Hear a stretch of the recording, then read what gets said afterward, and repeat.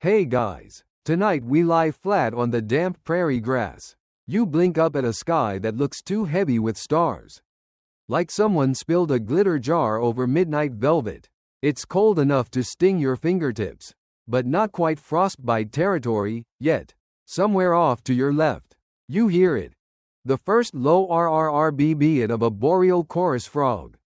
Then another, and another. A scatter of tiny throats echo through the marsh like a syncopated drum circle run by toddlers. Each frog with its own weird, rhythmic Morse code, and yes, your life might depend on decoding it. You probably won't survive this. Not without knowing which frog calls mean, plant corn now, versus, whoops. Snow in 3 days. Because out here, in what'll one day be called the Great Plains, the Sioux don't use calendars with months and memes. You use frogs, and stars, and the way a tree branch cracks just before it buds. You track the world with your ears, with your breath, with the way your toes sink into thawed mud instead of frozen crust. So, before you get comfortable, take a moment to like the video and subscribe, but only if you genuinely enjoy what I do here. And drop your location and local time in the comments. Let me know where you're listening from tonight. Now, dim the lights, maybe turn on a fan for that soft background hum, and let's ease into tonight's journey together. The sky above you feels old, ancient, even, but familiar. Orion hangs low, his belt tilted just so, like he's halfway done undressing. The Milky Way looks like smoke blown from the world's largest pipe. You shift on your woven blanket, the dried grass crinkling underneath. Your fingers graze a little leather pouch tied to your belt. Inside, dried frog legs, lucky charms. Your grandmother insisted, though nobody really agrees on why they're lucky. She said they whisper the weather, which, to be fair, sounds more poetic than accurate. Still, you listen. The frogs start up again. Louder now, not all at once. First a few bullfrogs, deep-voiced and smug like uncles at a feast. Then the high-pitched peeping of spring peepers. Then chorus frogs, trilling like wind-up toys. You can't see them, but your ears can map them perfectly across the landscape. That corner by the willow? Peepers. The shallow muck near the elk trail? Chorus frogs. You could draw it blindfolded. Your cousin whispers next to you. Hear that? They're off by 2 nights. You nod. He's right. Normally, they'd start this chorus a day or 2 after the equinox. This year, they're early, which means everything's early. Maybe that herd of buffalo will shift north faster. Maybe the rains won't come as late. Historians still argue whether the Sioux used frog calls for precise calendrical markers or more as loose seasonal indicators. But to you, it's not a debate. It's obvious. When the frogs sing in this rhythm, the time is now. When the calls fade out, the season is closing. Not everything needs parchment and ink to be science. Off in the dark, a coyote yips, then cuts off like it remembered it had an early meeting. You smile, because knowing frog calls doesn't just help you plant corn or track game. It helps you stay alive. That weird high-pitched, sound that comes only after the 3rd moon of the year. That's when mosquitoes return in clouds thick enough to be their own nation. And you'll be ready with smoky moss and buffalo grease to keep them off your neck. Funny thing. Modern herpetologists, yes, that's a real word, have actually confirmed that amphibian calls do track tightly with soil temperature and air moisture. Even better than some digital sensors. Your ancestors had no microchips, but they had frogs, and frankly, you take frogs over firmware updates any day. A breeze kicks up, cold, sharp-edged. Your cousin shrugs deeper into his fur. The stars are still holding, but a haze creeps over the horizon. Maybe cloud, maybe smoke from the western fires, or maybe just prairie fog thinking about making an appearance. You shut your eyes. Let the frogs keep singing. Let your lungs sink to their rhythm. Let the season tell you its secrets. Because out here, history isn't written, it's croaked. You wake to the sound of trees popping. Not like fireworks, not like popcorn, more like knuckles cracking, sharp. irregular, and just a little unsettling. The cottonwoods along the creek bed are at it again, their trunks expanding with sap as daytime warmth returns. It's the moon of the popping trees, and honestly, it's one of your favorites. Not just because it signals spring, but because the name makes it sound like the trees are trying to beatbox. You trudge toward the tree line, crunching over frosted grass that melts underfoot with a satisfying squish. A pair of red-winged blackbirds flutter by, arguing about territory like tiny airborne lawyers. The frogs haven't started yet this morning. But that's okay. The trees are doing the talking now. And their message is clear. The thaw has begun. There's something soothing about this stage. It's like nature is stretching after a long nap. Slow and creaky and just a bit grouchy. You spot a squirrel half-heartedly digging for a forgotten cache of seeds. Then giving up halfway through. Mood. You crouch beside a cottonwood. Place your palm against its bark. It feels damp, warmer than the air, as if the tree has a secret heater inside. A faint crackle travels up your arm. Not just the pop of expanding wood fibers, but the pulse of the season shifting gears. That's the thing. People always assume your ancestors just watched the sky or chased the herds. But here, you listen. To trees, to frogs, to water dripping in predictable patterns from thawing snowbanks. Mainstream history tends to gloss over this kind of observational genius. They focus on flashy stuff, battles, treaties, buffalo hunts. But when you're trying to survive winter number 20 without central heating or a vitamin D supplement, frog song and tree cracks are your GPS and your weather app and your therapist. Peeved. Your uncle once scoffed when someone suggested relying on European calendars. What good is a calendar that can't smell a thunderstorm? You laugh at the memory and make your way toward the creek. On the bank, frog eggs float like strings of slimy pearls. Not hatched yet. Soon. Frogs have a way of syncing with trees. Not in a mystical way, though the elders might disagree, but in a practical, rhythmic sense. When the trees start popping, the frogs warm up in their muddy bunkers. Some tribes even have legends tying the two together, saying the trees are waking the frogs with their stretching yawn pops. Cute, slightly disturbing, but cute. Historians still argue whether the Sioux had formal names for every frog-influenced moon or if these titles were more poetic and fluid. You couldn't care less about the labels. What matters is that you know what to do when the trees start making noise. Get ready. Ready for planting. Ready for the return of the deer. Ready for the possibility of frostbite if you overestimate spring's generosity. You sip from your water pouch and spot movement, a frog. Tiny, still cold stiff, but pushing itself out of the muck with admirable commitment. Its skin glistens like someone smeared it with dew and old soup. It looks annoyed, as if spring woke it up way before its alarm.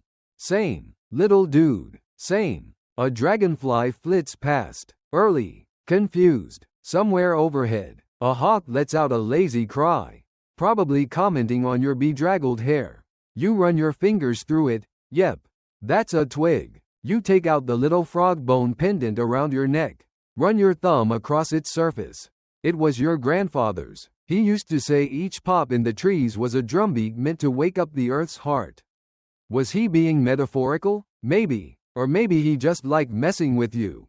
Another tree pops. Louder this time. You smile. Time to head back. Tonight, the frogs will sing again. And this time, the song will be different, longer, faster, more confident. That's how you'll know the weather's finally turned. That the moon of the popping trees has done its job. And you'll lie awake, listening to the strange, reliable concert of wetland percussion. Because your ancestors didn't need to write history down. They sang it, croaked it, listened for it in tree groans and tadpole wiggles. And so do you. The air tonight is thick with voices, not human ones, but the layered symphony of frogs coming to life.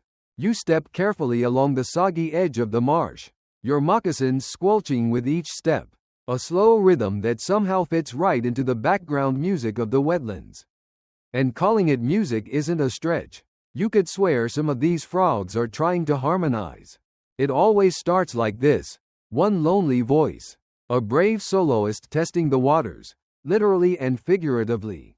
Then another answers, from a few yards away.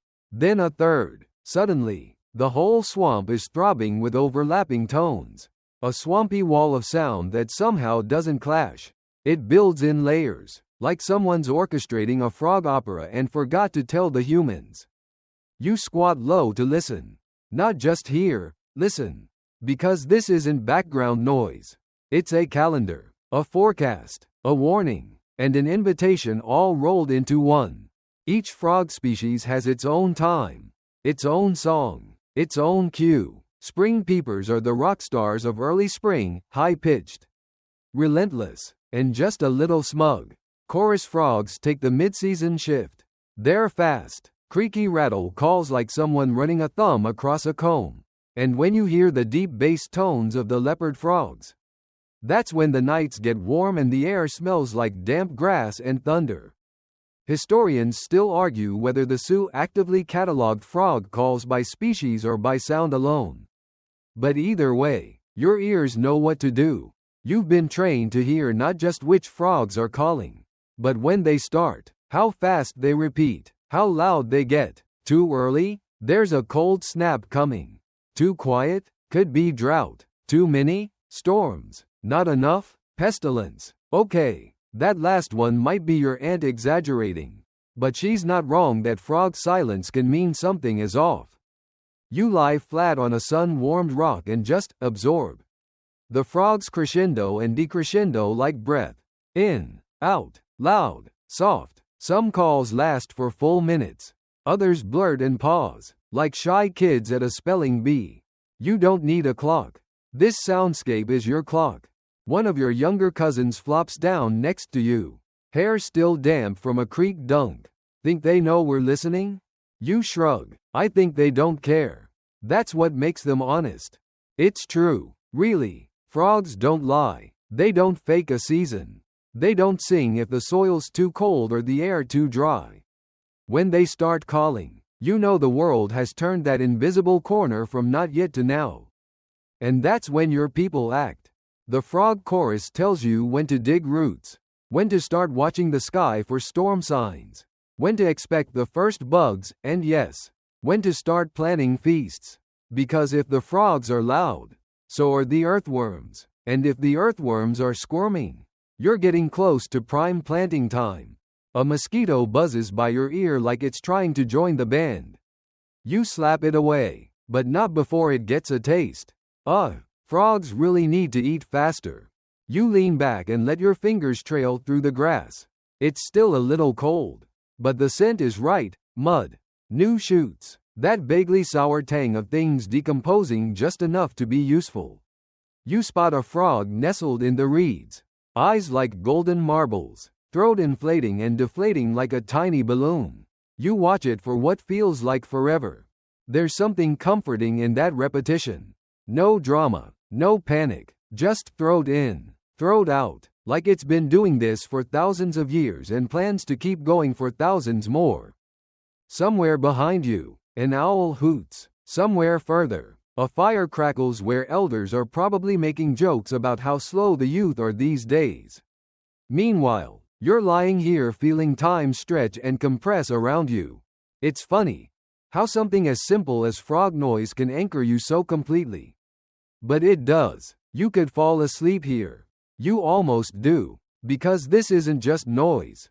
It's ceremony. It's the seasonal version of a roll call. And everyone's showing up. You spot a particularly hyper spring peeper puffing itself up like it's trying to win an argument. It lets out a call so shrill you instinctively wince. Show off. Probably a teenager. But you respect the effort. These frogs aren't just calling for fun. They're calling for mates, for territory, for the joy of not being frozen solid. You can relate. The chorus thickens as the night goes on, and you start to notice layers, textures in the sound. The wet slap of something leaping, the distant gurgle of a bigger frog getting territorial, the rhythmic pulse of peepers trying to out-sing each other. This is what your grandparents meant when they said the frogs stitch the night together. Because without them, The dark would unravel. It would be too quiet, too loose. But with them, you're held. You wake up to wet feet. Not the dangerous kind of wet, just that casual, marshy soaking that sneaks up on you when you've accidentally dozed off with your boots too close to the waterline. You sit up, blink against the soft pre-dawn light, and yawn loud enough to startle a nearby duck. A familiar sound cuts through the fog. Plap. Not frog, not bird, footprint. You freeze. Then it comes again. Plap, plap, squelch. You recognize that one. That's the sound of a bison hoof lifting from a mud patch, slow, heavy, no hurry in the world. You duck low in the reeds, heart ticking just a little faster now. There's no danger here, but you're trained to pay attention when things move where they shouldn't yet be moving. Because here's the thing. Frogs don't just tell time. They help you read the landscape. When they start singing full-throated, certain animals respond. The first bold whitetails appear. The birds shift nesting spots. And, most importantly, bison herds start thinking about where the juiciest grass will soon be. It's all connected. The frogs croak because the air's warming. The grass grows because the soil wakes up. The bison come because they know where the greenest patches will be. And you listen for frogs to know when it's time to sharpen your tools. The reeds part slightly ahead, and a dark shape lumbers into view. A young bull bison, maybe 2 winters old, sniffing around with the energy of someone who's just discovered breakfast exists again. His shaggy coat is matted with drying mud, his breath visible in little puffs. He looks up, you look back, mutual nod, all good. You inch backward, not wanting to spook him, or worse, attract a full herd. You've got no weapons on you, just a satchel full of dried berries and your frog call whistle, which is hilariously useless against 1.400 pounds of roaming lunch. Back at the camp, someone's up already. You hear a ladle clink against a pot, and the familiar mutter of someone cursing a cold fire. You jog up to the ridge, careful not to make noise, and signal to your uncle. 2 fingers pointed down. A twist of the wrist. 1 snort. Translation. Young bull. Close. No threat. But hey, it's starting. He raises his eyebrows. The bison are early this year. You sit with the old folks around the low fire. Someone's roasting wild onions. The smell is a little sharp. A little sweet. Like marshes trying to clean their breath. Frogs are getting louder. One elder murmurs. Heard 3 kinds last night. Someone else grunts. Tree frogs? Nope. Chorus. Bullfrogs. Even a leopard. Leopard frogs already? That early? You sip your onion broth and listen as the argument unfolds. It's gentle, teasing, half joke, half concern. Because if the leopard frogs are calling now, the bison migration could be off by a full moon. That messes everything up. Hunting schedules, planting, even ceremonial dates. Historians still argue whether Sioux hunters used frog data in an organized way or if it was just intuitive. But to you, the answer is clear. There is a system. It's just not written in ink. It's remembered in sound, in the silence between calls, in how far apart the croaks are, like musical bars in a song only your people know how to dance to. Your cousin joins you, still chewing a root. Want to go track the herd? You grin. Only if we bring your loud shoes. You just jealous my shoes got more personality than yours. You head out anyway. Tracking bison isn't just about finding footprints. It's about understanding the conversation between the land and the animals. The frogs sing. The grasses grow. The bison follow. You follow them. The mud is full of information. You can tell the size of a hoof, the direction of the turn, even if it slipped or stepped confidently. The deeper the impression, the heavier the animal. The way water pools in it tells you how long ago it passed. You crouch low over a fresh print, still glistening. The bison was just here. And you hear it again. Croak. This one sounds off-key. It's a plain spadefoot, rare for this area, and usually silent unless the soil's soaked. You glance around. No puddles. No rain last night. Huh. That's when you notice the sky. Clouds stacking like pancakes. Thick ones. The kind that move fast and don't say please. That frog? It knows something. Probably more than you. You pull your fur tighter and look back toward camp. Storm's coming. Your cousin nods. Frogs knew first. Of course they did. That's why you're out here listening. Because when the frogs speak, the land listens. And so do you. The storm didn't hit. Not fully. Anyway, just a half-hearted drizzle that left your hair damp and made the reeds smell sweeter. You're back at camp now, crouched beside a low burning fire, wrapping your fingers around a warm clay bowl. Inside is cedar-infused water, your grandmother's favorite morning ritual. It smells like rain-soaked wood and good dreams you forgot to finish. The frogs are quieter this morning, their voices muffled like they're still sleeping off the humidity. You sip the cedar water, inhale deeply, and listen for something else. Not a frog, not a tree pop, something subtler. There it is. The damp soil underfoot is gurgling. No joke, it gurgles when the earth is waking up properly. Little air bubbles rise and pop in the shallow puddles. The sound is quiet, almost apologetic, but paired with frog calls? That's confirmation. You're in the season now. No turning back. You make your way to the elders' circle, where someone is adding damp sage to the fire. The smoke rolls upward in slow spirals, like it's trying not to draw attention to itself. The elders are mid-discussion, their voices low, steady, like frogs of a different breed. This is the third early chorus in 4 years. One says, and the fourth spring where the melt came soft.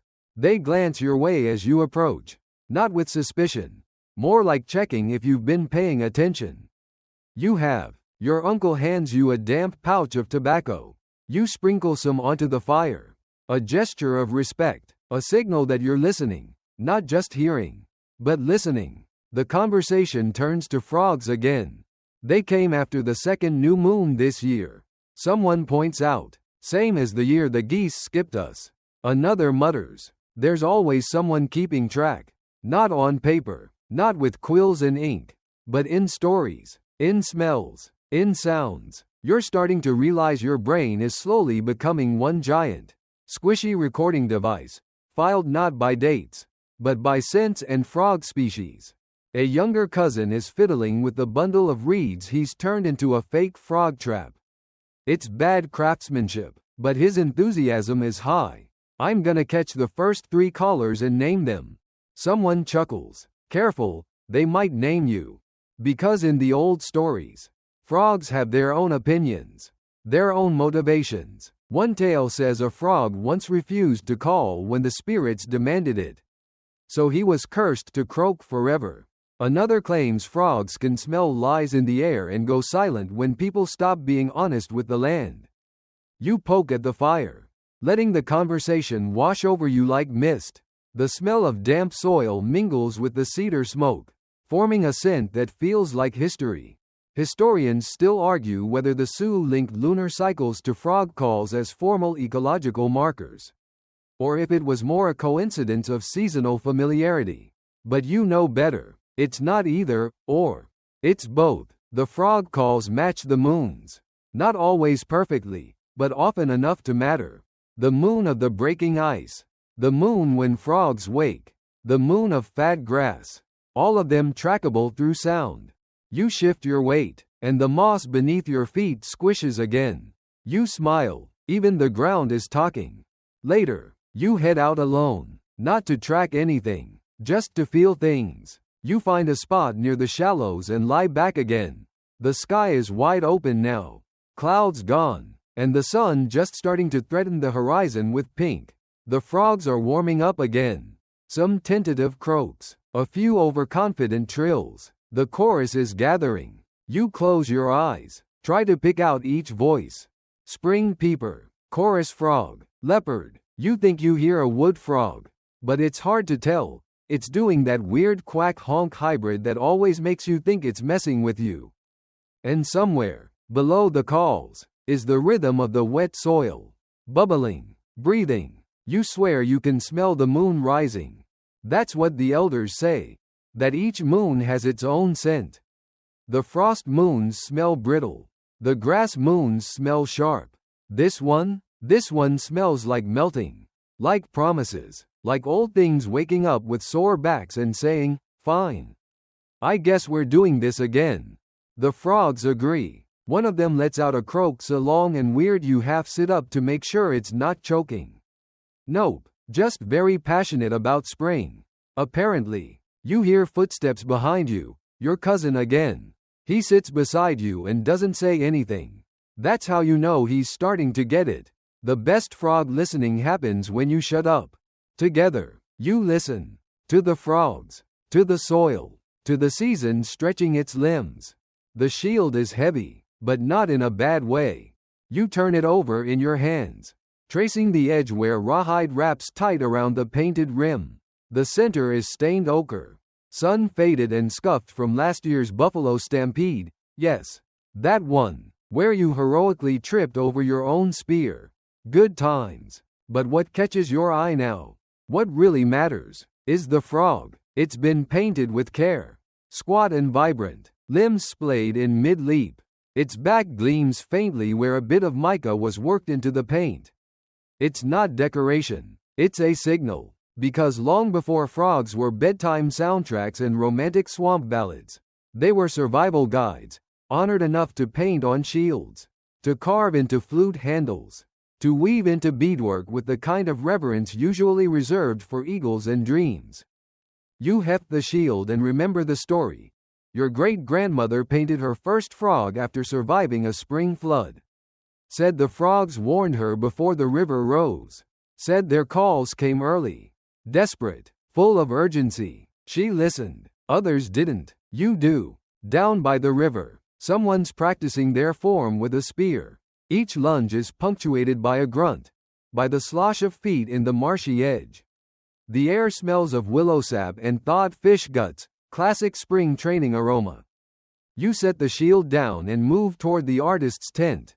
Inside, the air is thick with bear grease, crushed berries, and powdered charcoal. Elder Nisa is hunched over a new hide, painting with delicate strokes. You watch as she adds another frog to a ceremonial wrap, this one long-legged. Mid-song, throat puffed in a perfect oval.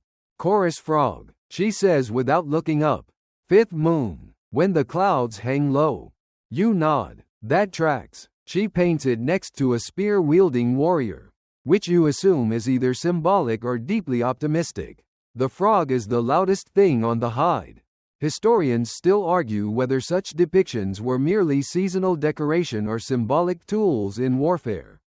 But you've seen how seriously Nisa selects which frogs go where.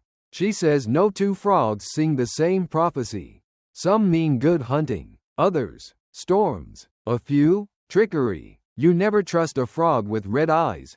That's basic survival wisdom. You remember one of the old songs now, the one where the frogs argued about which one was the true voice of spring. It's mostly just an excuse to imitate different frog noises around the fire and make children collapse into laughter. But underneath the joke is an old truth. Not every call means go. Some mean wait, some mean watch. You step out into the sunlight again, the wind pressing your tunic flat against your back. You feel the shield there.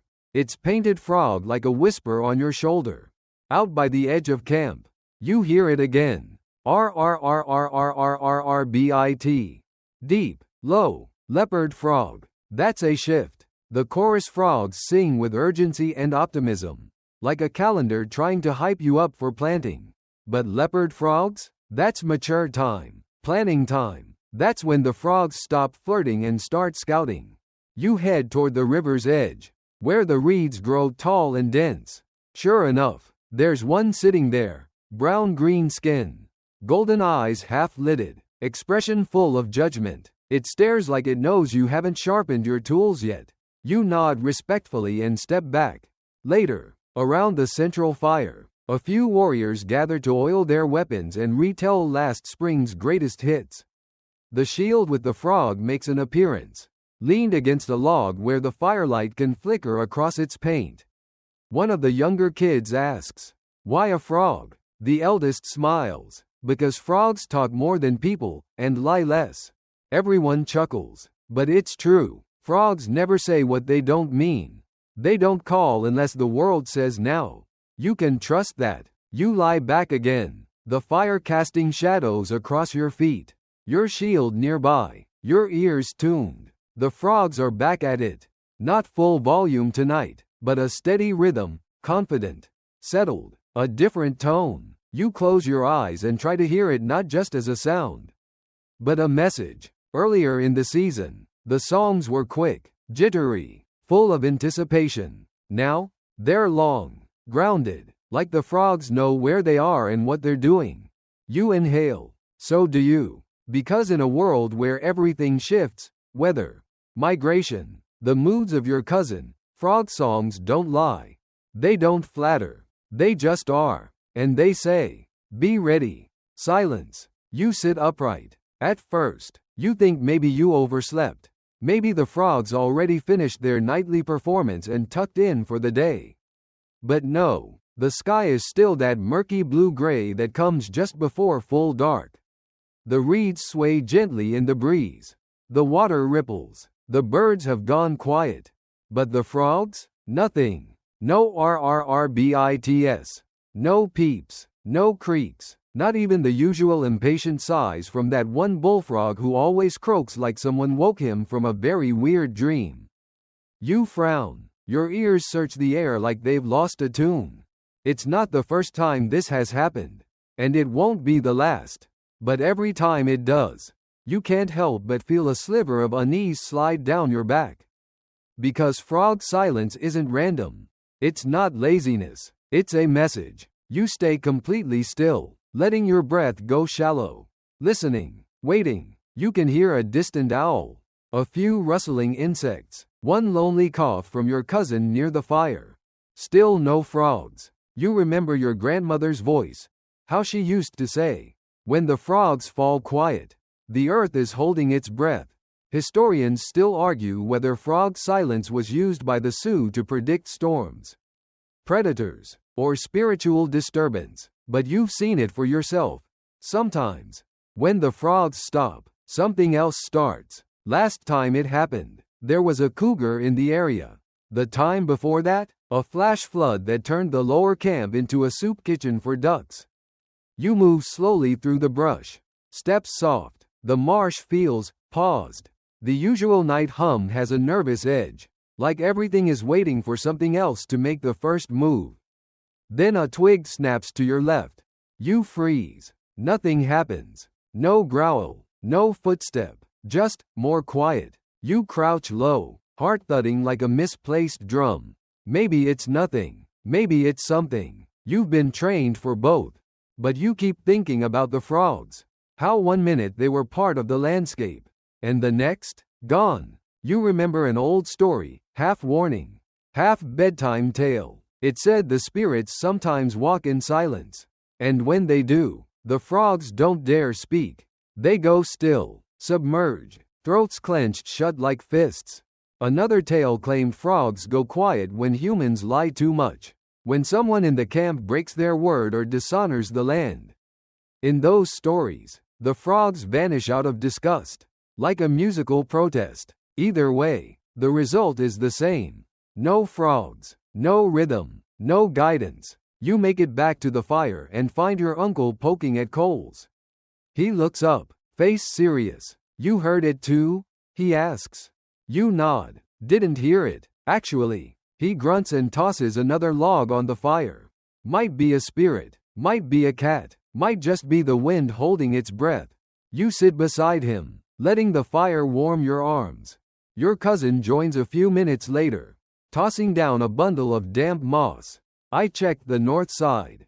Nothing, not even a raccoon. Someone else joins, a tracker. No movement west, but I saw a heron just standing there.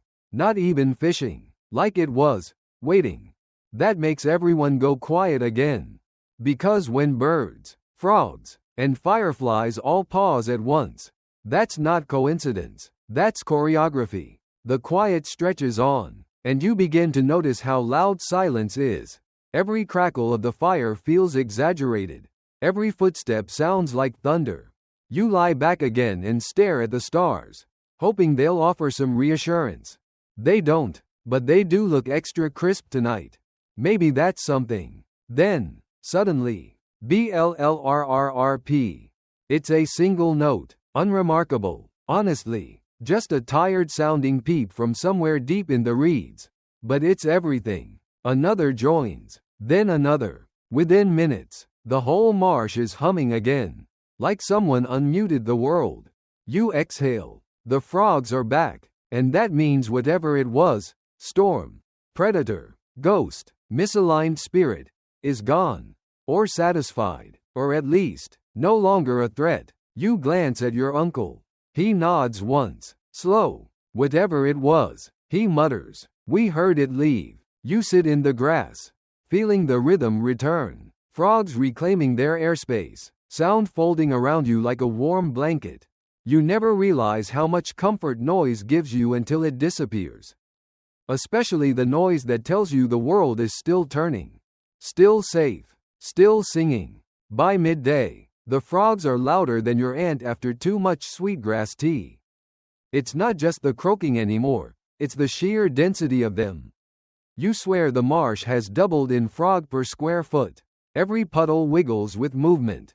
Every water lily hosts a full drama series of amphibian romance, betrayal, and surprisingly athletic leaping contests. And you know what that means. Feast. You didn't invent the tradition, but you're definitely not about to miss it. The frog feast is part science, part ceremony, part excuse to gather, and part, let's see if anyone remembers how to cook these things properly. Because the frogs are here. The soil is rich. The sky hasn't cursed you lately. And it's been, checks mental calendar, at least a few moons since your last good party. You and your cousins are sent to gather. Not for eating, yet, just for observation. The elders want data, and by data, they mean, go count frogs and tell us if they look fat. You head out with a basket, a bit of rope, and your absolute worst pair of pants. The marsh is alive. Green shoots wave hello. Bugs do their bug thing. And frogs? Frogs everywhere. Spring peepers in clusters so loud your ears vibrate. Chorus frogs making that creaky door hinge sound. And bullfrogs, who croak like they've swallowed a bass drum and are not afraid to use it. You squat by a puddle and gently scoop a frog into your hand. It stares at you with mild disgust, like a librarian who's caught you chewing gum next to the manuscripts. You note its plumpness, above average. Feet, strong. Skin, slightly shimmery, which apparently means fertility is high this year. You release it and write a mental note. Possible frog baby boom incoming. The other kids report similar findings. Someone even finds a two-headed tadpole, which your cousin immediately tries to name, Double Chief. He is promptly overruled. Later that afternoon, the adults begin the actual feast prep. Not every frog is eaten. Far from it. In fact, most are left alone. The ones that are harvested are honored first. Smudged with sage, whispered to, thanked. You help carry the bundles back. Careful not to trip. No one wants to be remembered as the kid who spilled sacred frog legs all over the camp path. As evening falls, the cooking begins. And oh boy, the smells. Grilled frog with wild onion. Stewed frog with bitter greens. Frog smoked over cedar chips. There's also bread. A lot of it. The kind that slaps when you dunk it in bone broth. You sit cross-legged by the fire, watching the flames flicker. The smoke twist into the sky. The frogs around you singing like they're totally fine with this arrangement. Because again, it's not a mass hunt. It's a balance. A small harvest. A big celebration. Even the elders seem relaxed tonight. They joke more. One claims that frogs taught them how to drum. Another says frogs were once sky messengers who fell during a storm and decided the swamps were comfier. Historians still argue whether frog feasts among the Sioux had religious undertones, or were simply pragmatic gatherings based on seasonal abundance. You think, both. Always both. Food has layers. like your aunt's root stew, or a joke your uncle tells that sounds like nonsense until you hear it again next year and realize it was actually a warning. As the night deepens, the firelight plays across painted faces and glistening frog skins on cedar planks. You feel full, not just in the stomach, but in the brain, like something ancient has settled inside you, quietly humming. One of the old men starts to sing. It's low at first, just a breath, then another joins, then another. It's not a song with words. It's a sound, half croak, half chant, full rhythm. You know it instantly. The song of the spawn. It's not performed every year, only when the frogs are particularly loud, particularly fertile. It's a way of syncing the people with the season, of saying, yes, this is the right time. Yes, we are aligned. You close your eyes and sway with it. The frog chorus folds around the human song like layers of wind. High and low, near and far. For a brief moment, it feels like the entire marsh is breathing with you. And maybe it is, because the frogs don't sing for nothing. And they certainly don't let you feast without permission. By now, the marsh is buzzing with energy, not just frog energy, but tadpole energy. You kneel beside a puddle that wasn't there a week ago, and it's alive. Tiny black commas wiggle beneath the surface, darting between reeds, avoiding shadows, bumping into each other like confused punctuation marks. A few older ones already have nubs for legs. One even tries to leap and fails spectacularly, flipping onto its back and looking embarrassed about it.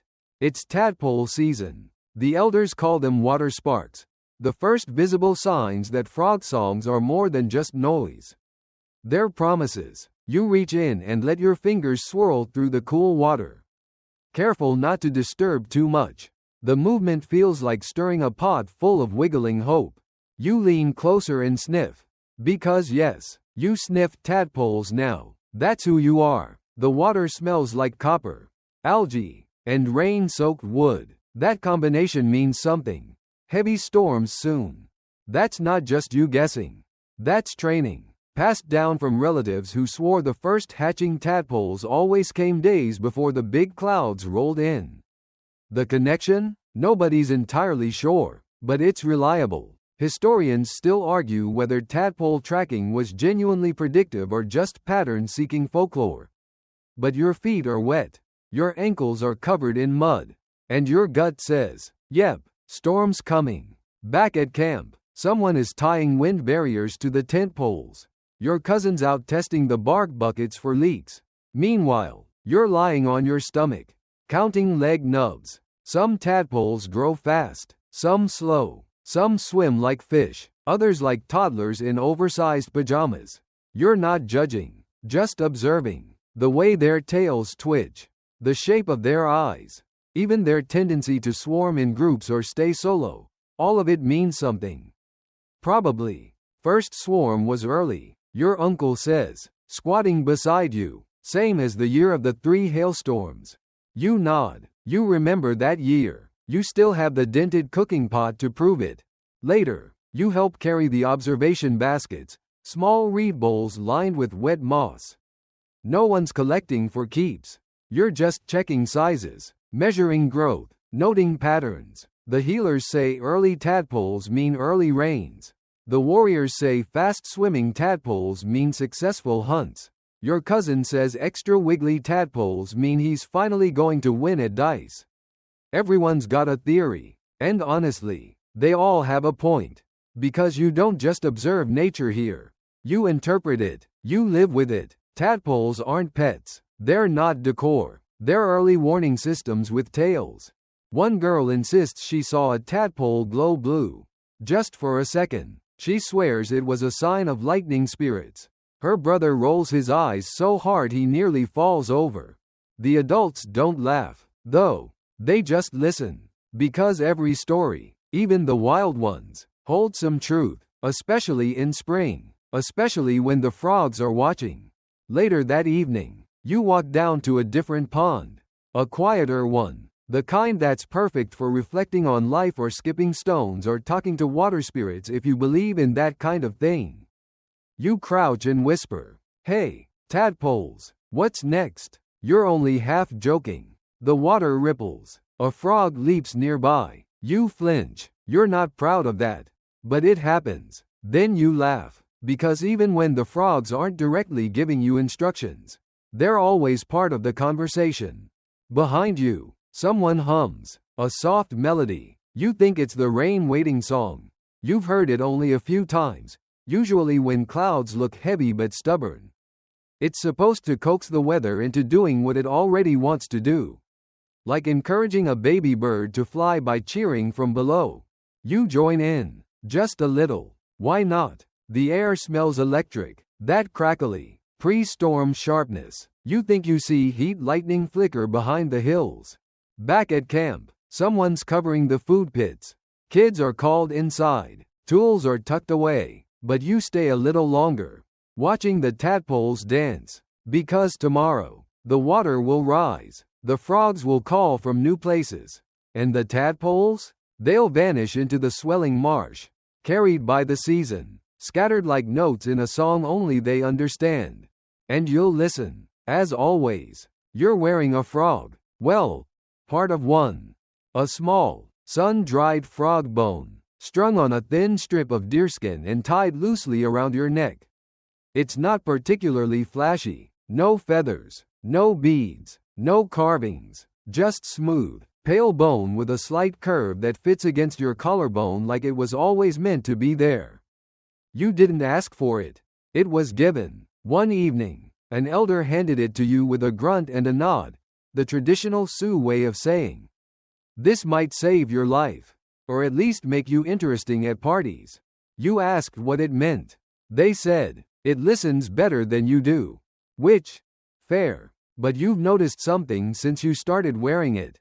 When the frogs sing at night, the bone warms slightly against your skin. You thought it was your imagination, maybe body heat, maybe wishful thinking, but your cousin swears his frog bone vibrated the night before last year's hailstorm. Another claims it made his nose bleed right before he kissed a girl.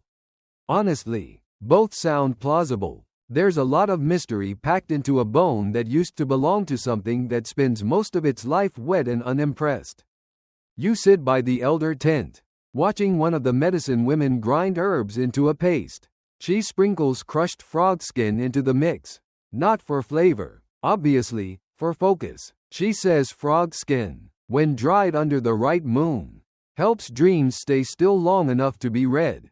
Historians still argue whether these uses were symbolic, medicinal, or a bit of both. You're leaning toward both, because one time your uncle rubbed frog ash on his knee and claimed he could suddenly hear worms talking.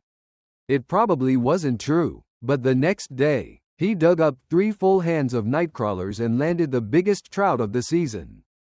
Coincidence? Maybe. Magic? Possibly. Frogs? Definitely involved. You walk toward the ceremonial tree, an old cottonwood with a trunk like a wrinkled giant's knuckle.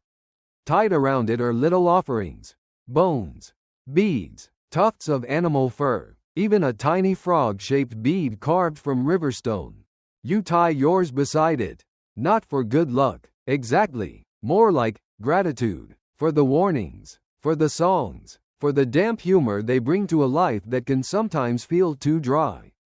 As you step back, someone calls your name. Coming, you shout, voice cracking like an adolescent peeper. You jog over to where the others are preparing for the fertility run. It's a traditional dash through the muddy shallows. Part blessing, part athletic challenge, part excuse to see who falls the most. The winner gets to name the first newly sprouted squash and receives a pouch of frog-shaped honey candies, which are both delicious and mildly terrifying to look at. You line up beside your cousin, knees bent, ready. "Don't trip this year," he says, grinning. No promises. The whistle blows, a sharp, rising frog trill mimicked on a carved flute, and you're off. Splash, stumble, gasp, sprint, leap. The marsh doesn't care who wins. It just enjoys the chaos. Frogs leap out of your way like irritated track coaches. You feel mud grab at your ankles. Tugging playfully, you keep running. By the time you reach the finish line, you're soaked, breathless, and laughing. You didn't win, but you didn't fall either.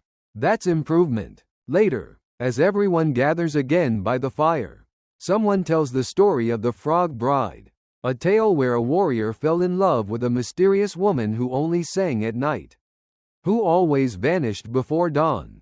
He followed her once, through reeds, across marsh, deep into frog country, and found she was part frog, part woman, part echo. He married her anyway. Their children could jump weirdly far and always knew when it would rain. No one agrees on the ending. Some say she left, some say she stayed. One kid insists she turned into a canoe. That one might be new. You lean back, let the warmth of the fire dry the marsh from your arms.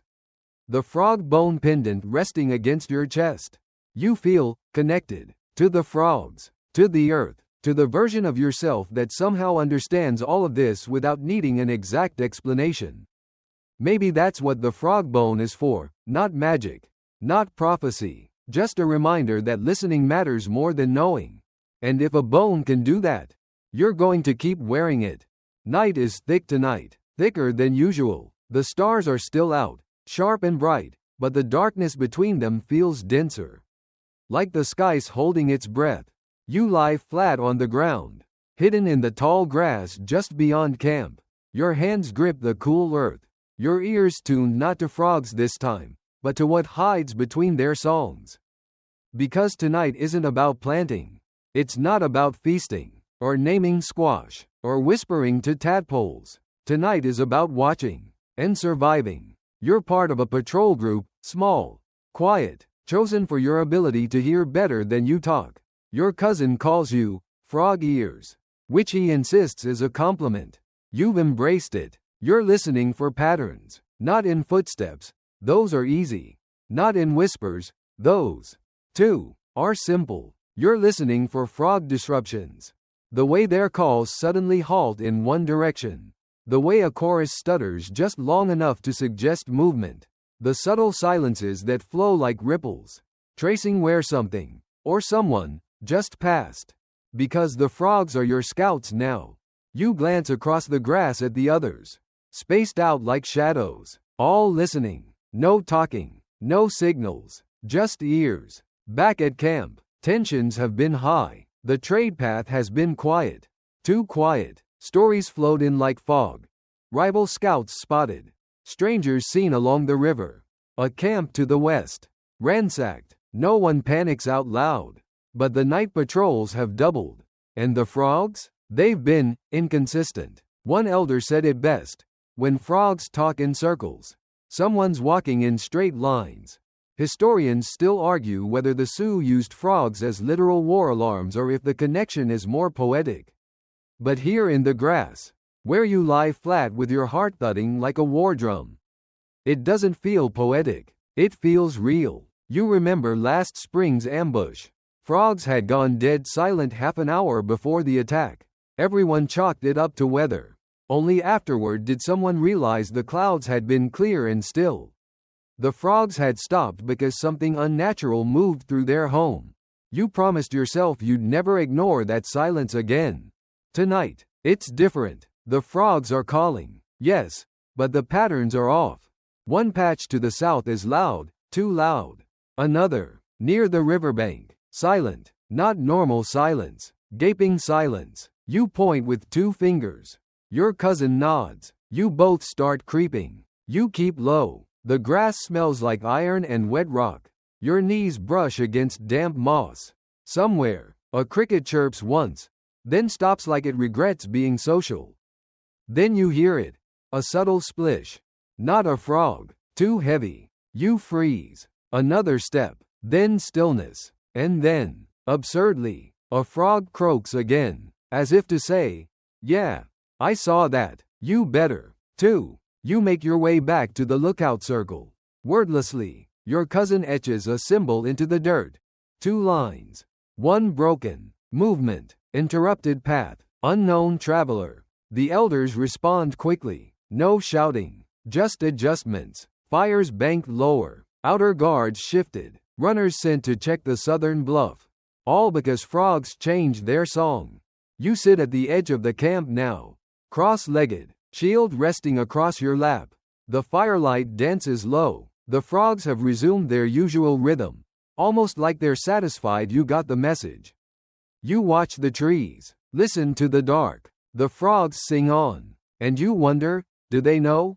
Are they trying to help?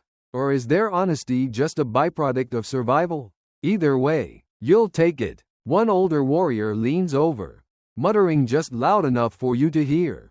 In the old days, we called them the marsh watchers, because they never sleep, and they never lie. You nod, the name settling neatly into your bones. Marsh watchers, not a bad name for the only neighbors who warn you before something creeps too close. You adjust your frog bone pendant. Somewhere beyond the trees, a twig snaps. You don't panic, you just listen, because the frogs will tell you what to do. They always do. The fire is low tonight, burned down to a soft orange glow, like someone left the coals on a dimmer switch. You're lying on your side, half listening to the night sounds, half eavesdropping on a group of elders deep in one of their marathon debates. Not the kind with yelling or finger pointing. More like a round of, let's outstory each other while pretending to disagree. Tonight's topic? What frogs really are. Messengers, says Elder Tahiu, sipping slowly from a carved wooden cup. They warn us. They sing for the spirits. Each croak is a knock on the spirit door. Tricksters, counters Auntie Manita, who's known for being the most skeptical storyteller in 3 villages. They sing too much, show up when you least expect, and leave you soaked and confused. Like my first husband. Everyone chuckles, but she's not done. They croak to distract you, keep you looking in the wrong direction while the real storm rolls in. Uncle Talon, who rarely speaks unless he's about to win a debate, simply says, they remember things we don't. That makes the group go quiet for a moment. You shift closer, resting your chin on your folded arms, letting the frog songs in the background stitch their usual night pattern. You count 5 distinct calls from different directions. Nothing unusual, just the soft, humming breath of the wetland, doing what it's done since before any of your names were spoken aloud. Then someone clears their throat. It's the camp's oldest voice, Elder Wassa. You can feel the weight of his years in the air when he speaks. You're all wrong, he says, smiling. They're dream jumpers. The silence deepens. Someone pokes at the fire like it might help stir clarity. Dream jumpers? Someone repeats. He nods, his long braids swaying. They live in 2 worlds. Water and land, sleep and waking. They can cross between. That's why they vanish so quick. You blink, they're gone. Because they've jumped. Maybe not just to another puddle, but to another dream. Someone nearby whispers, like spirit guides? Maybe. Or maybe they just like dreams better. You raise your eyebrows. That would explain a few things. Like why some nights, their songs seem to echo in your head long after you've left the marsh. Or why you sometimes dream of being small, green, and unbothered, perched on a lily, watching the sky change moods. Historians still argue whether such beliefs were symbolic metaphors or expressions of deeply held animistic truths. You figure, why not both? One doesn't cancel out the other. You lie back, watching the stars. The frogs continue their concert. No stage, no rehearsals, just perfect, untamed harmony. Some calls are low and slow, like someone humming through their nose. Others are sharp and fast, like a gossip trying not to be overheard. One elder starts reciting an old frog poem, half riddle, half lullaby. Green throat, silver sound, timekeeper without a crown. When you croak, the roots wake. When you stop, the wind breaks. You don't know all the words, but your lips move along with what you remember. You grew up with these poems, chanted softly during storms, hummed during chores, mumbled while falling asleep in a pile of woven blankets. Another elder interjects with a wildly different take. You're all too romantic. Frogs just hate silence. That's it. Can't stand it. They fill it so the stars don't fall in. Everyone groans. Classic Grandpa Chi logic. But you think about that last bit. Stars falling into silence. There's something oddly comforting and terrifying about it. Because in a way, frogs are guardians of silence. Not by maintaining it, but by warding it off. Filling it with life. Reminding you that the world is still spinning. Still singing. Still here. The conversation meanders after that. Into whether frogs ever sneeze. Whether they secretly control the weather. Whether anyone's ever seen a frog dance. The consensus is yes. But poorly. You close your eyes, letting the fire's warmth kiss your face and the frog calls echo behind your eyelids. You imagine them jumping from dream to dream, stitching clouds into nets, catching stories in their throats. You wonder what they think of you. A human with a bone around your neck, lying in the dark and listening with all the reverence of a priest and none of the answers. Do they see you, know you, care? You like to think so. Because when frogs sing, you listen. And maybe, when you dream, they do too. It starts with a sound you haven't heard in years. A low, drawn-out croak, almost like a groan, dragged from the bottom of a well. You freeze in the middle of checking your bowstring. Every muscle going still. That sound doesn't belong to any of your usual chorus friends. This one is older, deeper, stranger. It's a memory. You glance toward the western marsh, where the shadows stretch longer than they should, where the reeds grow thicker, and the ground is too soft even in dry seasons. No one goes there unless they have to. You set down the bow and follow the sound. There it is again, closer now. A rasp, a bubbling voice wrapped in time and rain. And suddenly you remember. Years ago, during the famine, the marsh had gone dry. The frogs stopped singing. The winds turned cruel. Even the trees bent like they were apologizing. You were younger, thinner, quieter. The sky stayed gray for months, like it couldn't make up its mind whether to weep or break. And one night, just like this, that croak came. Not a regular frog, not even a loud one. Just one sound, repeating from the edge of the dried marsh, like a stubborn candle refusing to blow out. Your grandmother had sat up straight, eyes sharp. That one hasn't sung since the last drought, she'd said. Everyone had gathered around the sound, listening with a mix of hope and dread. Then she added, when it sings, we find food, but it always costs something. You didn't know what that meant until days later, when the rains finally came, fast, hard, merciless. Crops flooded, but new roots followed, and eventually, the land forgave itself. Historians still argue whether such events were recorded intentionally or preserved by oral storytelling and seasonal myths. But you remember it clearly. The croak, the storm, the quiet after. And now, here it is again. You creep through the reeds, heart thumping. You know it's ridiculous to believe it's the same frog, but it sounds the same. That same gritty rhythm, like it's chewing on thunder. You find it, half submerged in mud, looking like a relic, like it's been waiting for you specifically. Its eyes shine faintly, its body coated in silt. It croaks once more, and you feel the vibration in your chest. You kneel, not to catch it, not to touch it, just to be there. The wind shifts, the air thickens, and from the distance, you hear a slow building echo of other frogs joining in, not quite copying the call, but responding to it. A conversation. You stay until the stars lean in a little closer. Back at camp, you tell the story. No one laughs. Your uncle just says, then we need to dig channels now. If the rain's coming, we don't want it catching us like last time. Everyone moves, not in panic, just with urgency. Because one frog doesn't croak like that for fun. You help dig, placing stones to guide runoff, clearing old root beds. It feels like building with memory, like honoring the last time. As dawn nears, the wind kicks up again. Cool, wet, smelling of old things rising. You sit by the edge of camp, wiping mud from your hands. The strange croak still echoing in your head. You hum it under your breath, then stop, worried it might mean something you don't understand. That's the thing with old songs. They don't care if you remember the meaning. They remember you. And sometimes, that's enough. The frogs are louder now. All of them. The air buzzes with urgency.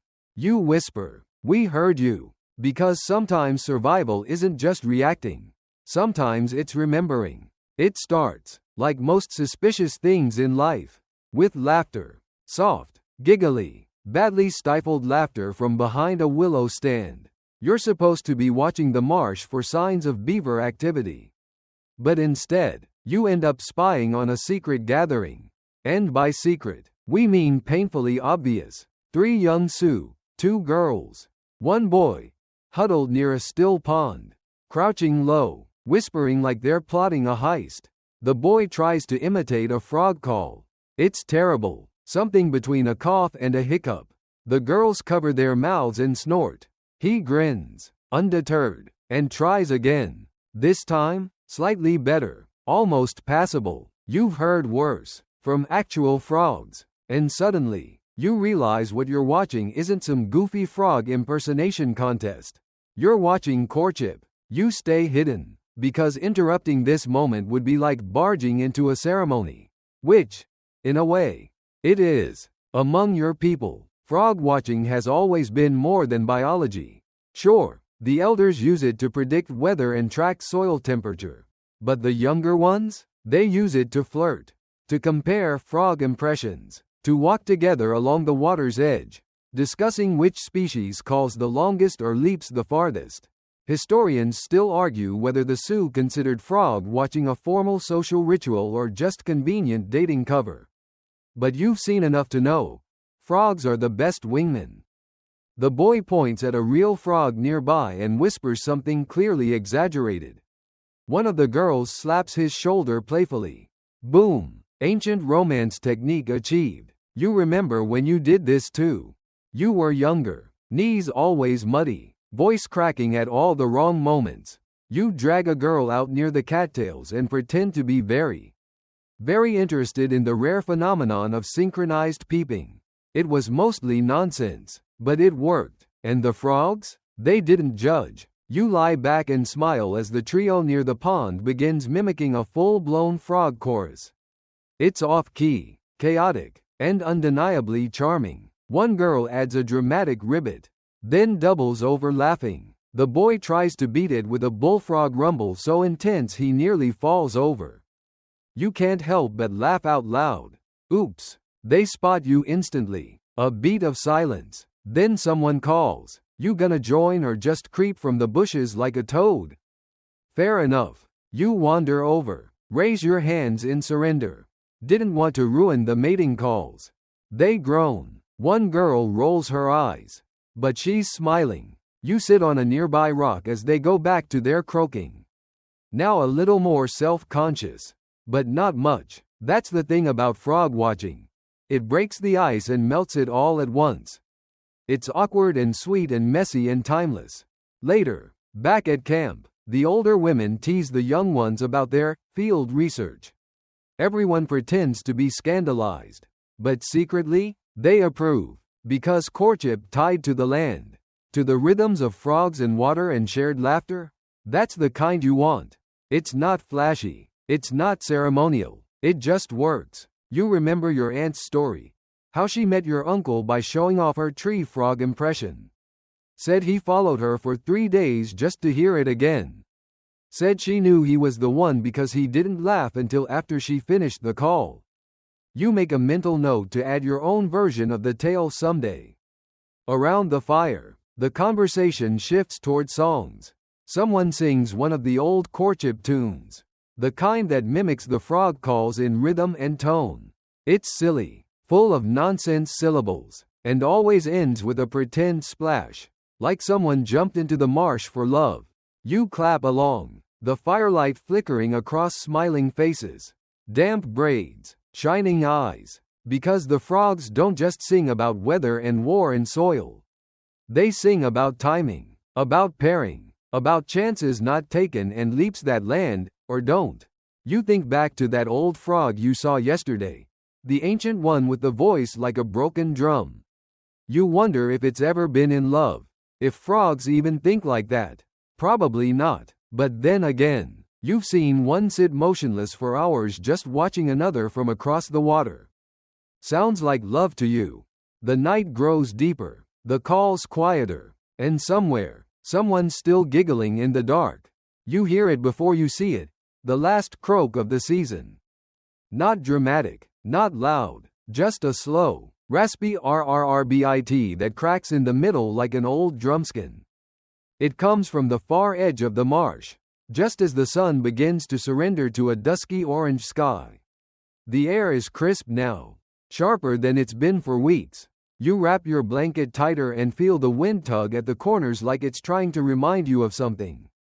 You walk down to the pond, where the water's surface is glassy, reflecting the sky like a forgotten mirror. Everything looks softer, quieter, like the world is exhaling after a very long sentence.